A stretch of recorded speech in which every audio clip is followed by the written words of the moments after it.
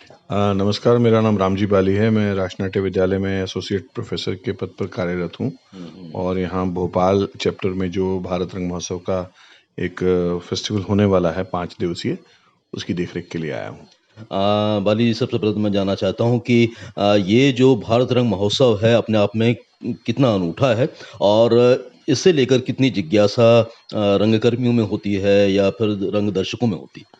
देखिए ये जैसे महाकुंभ चल रहा है जी। और ये संयोग ही है कि इस वक़्त हमारे यहाँ भारत रंग महोत्सव का भी तिथियाँ आई हैं। ये रंगकर्मियों के लिए एक कुंभ के बराबर ही है, क्योंकि यहाँ पूरे देश से विदेशों से सारे रंगकर्मी इकट्ठा होते हैं, अपने-अपने नाटक लेके आते हैं, एक-दूसरे का नाटक देखते हैं। सेमिनार्स होते हैं, मास्टर क्लासेस होती हैं, है ना? बहुत सी एक्टिविटीज़ हम करते हैं, बुक लॉन्चेस होती हैं। तो एक तरह का दिल्ली में जो क्योंकि मेन हमारा मुख्य कार्यालय है, तो बहुत बड़ा एक इवेंट है और हम उसके साथ-साथ इसको सैटेलाइट फेस्टिवल के तौर पे कुछ और शहरों में भी करते हैं। इस बार भी ये लगभग 12 शहरों में हो रहा है।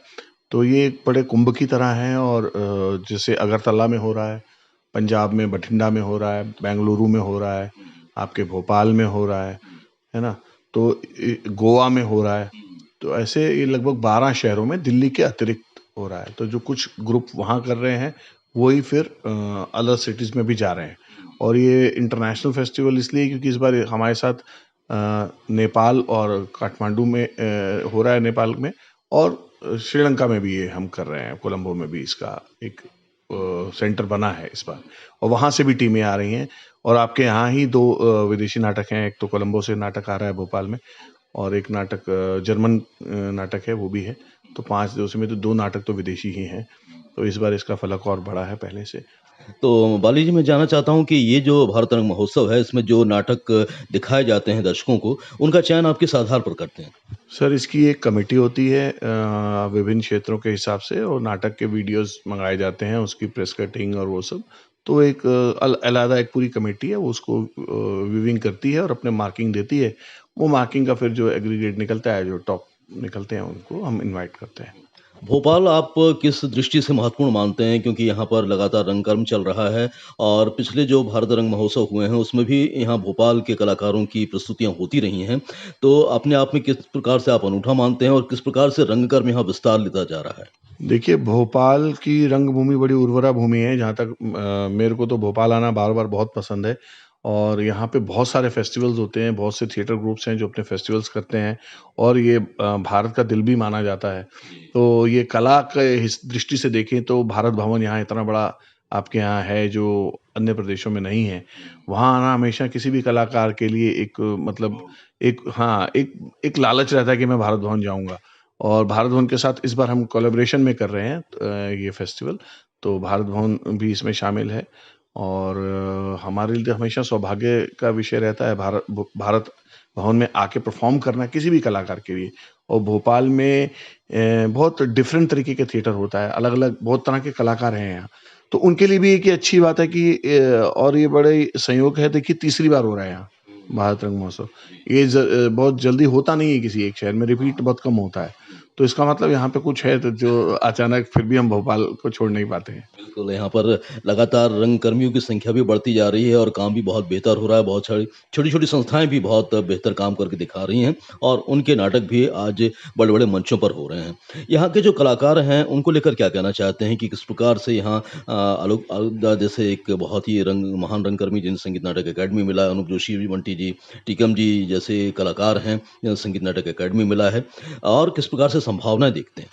देखिए, मैंने जैसे पहले कहा कि बड़ी उर्वरा ज़मीन है कलाकारों के लिए भोपाल और जिन आलोकदा का नाम आपने लिया, बंटी जी का लिया, टीकम जी का लिया और मैं आपको एक बात बताना चाहता हूँ कि टीकम जोशी मेरे क्लासमेट हैं, हम लोग अरे वाह! साथ ही पढ़े हैं एनएसडी में। अच्छा। हमने बहुत कुछ उनसे सीखा है और नए कलाकार यहाँ बहुत उत्साही कलाकार हैं, देखते हैं और आप ये देखिए कि इसका एक संबंध सिनेमा से भी है आपके भोपाल का कि इतनी बढ़िया लोकेशंस, इतने अच्छे कलाकार यहाँ मिलते हैं, तो लोग यहाँ आके शूट करना बड़ा अपने आप को सोचते हैं कि सोने पे सुहागा हो जाएगा, चलो भोपाल चलते हैं। तो भोपाल में कलाकारों का कुछ एक लेवल होगा तभी लोग इधर आते हैं। तो मुझे ऐसा लगता है कि यहाँ के कलाकार बहुत कर्मठ और मेहनती कलाकार हैं, क्रिएटिव हैं, इसीलिए लोग यहाँ आते हैं। तो भारत रंग महोत्सव में जो प्रस्तुतियाँ हैं, उनके बारे में संक्षेप में हमारे श्रोताओं को बता दीजिए और हम ये भी जानना चाहते हैं कि इनमें कौन-कौन से ऐसी कुछ बड़ी हस्तियाँ भी आ रही हैं, जिनसे रूबरू होने का मौका मिलेगा रंगकर्मियों को और वे उनकी कला से वाकिफ़ हो पाएँगे? देखिए, अग्निसुता द्रौपदी एक नाटक है जो मणिपुर से आ रहा है, इम्फाल से आ रहा है, 5 तारीख को जिसके उद्घाटन हो रहा है। और फिर एक सिंधु किरिली करके है नाटक जो श्रीलंका से आ रहा है ना? और ये पहली बार आ रहे हैं भोपाल और अपना कला यहाँ दिखाएँगे। और फिर चरण दास चोर, जिसको भोपाल वाले बहुत अच्छे से जानते हैं, हबीब साहब का नाटक है, वो इस बार बंगाल से आ रहा है और बंगाल के एक बीरभूम उधर से आ रहा है।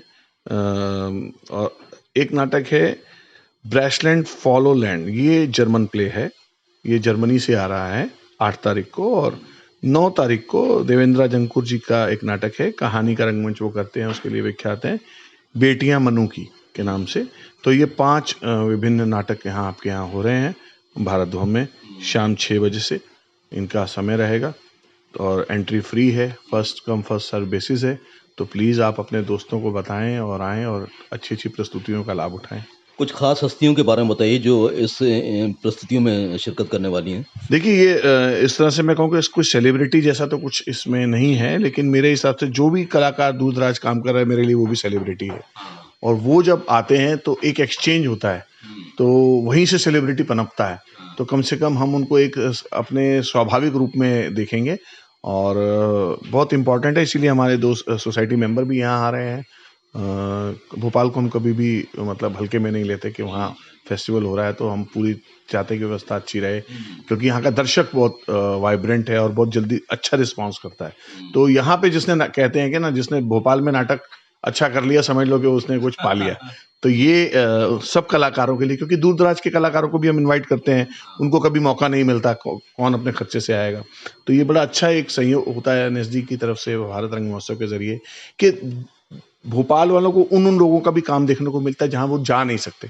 तो एक वेरिएशन बनती है और उससे दर्शक का भी एक मानसिक कहें तो विस्तृत होता है, उसकी सोच विस्तृत होती है। तो एक अच्छा समय है, तो दर्शकों को आना चाहिए, उनका प्यार मिले हमारे रंगकर्मियों को, हमारी यही प्रार्थना है ईश्वर से।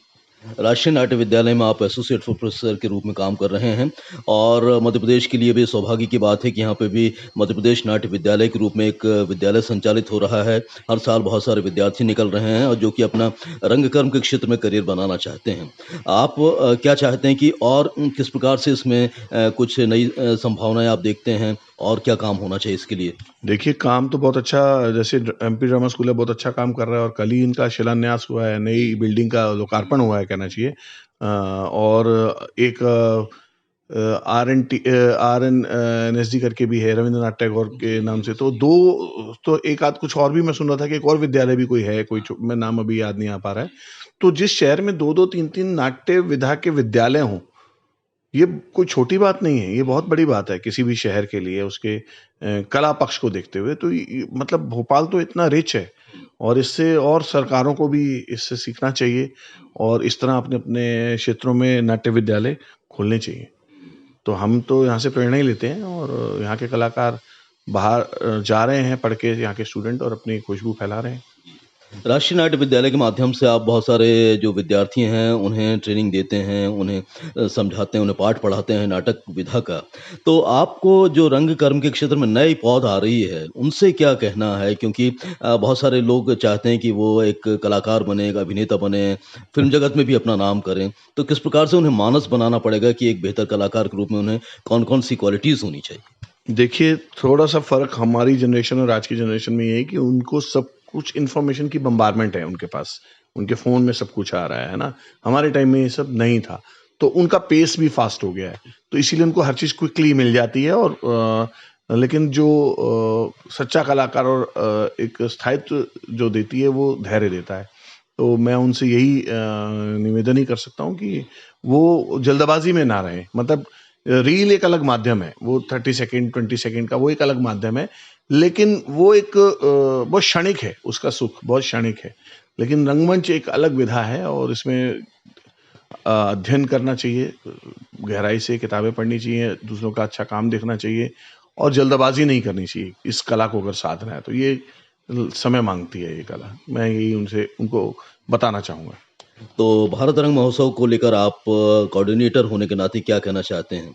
मैं कोऑर्डिनेटर होने के नाते यही चाहूँगा कि सब कुछ सुख शांति से हो जाए और ज़्यादा से ज़्यादा लोग दर्शक आएँ, नाटक अच्छे हों और एक अच्छा मैसेज जाए लोगों में और लोगों को उससे कुछ शिक्षा मिले और हमें भी अच्छा और काम करने के लिए प्रोत्साहन मिले। यही हमारी भगवान से प्रार्थना है। वाली जी, बहुत अच्छा लगा आपसे बात करके और हम उम्मीद करते हैं कि आपने जो निवेदन किया है हमारे रंगकर्मियों से, नए कलाकारों से, वो उसे आत्मसात करने का प्रयास करेंगे और रंगमंच को, रंगकर्म को विस्तार देने के लिए अपना योगदान देंगे। हमसे बातचीत करने के लिए बहुत-बहुत धन्यवाद। धन्यवाद सर। धन्यवाद।